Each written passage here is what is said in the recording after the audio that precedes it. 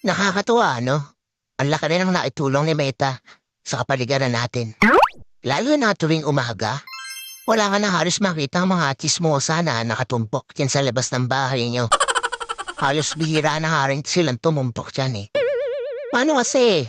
Mas gugustuhin pa nila na mag-isip ng content para sa reels nila maghapon.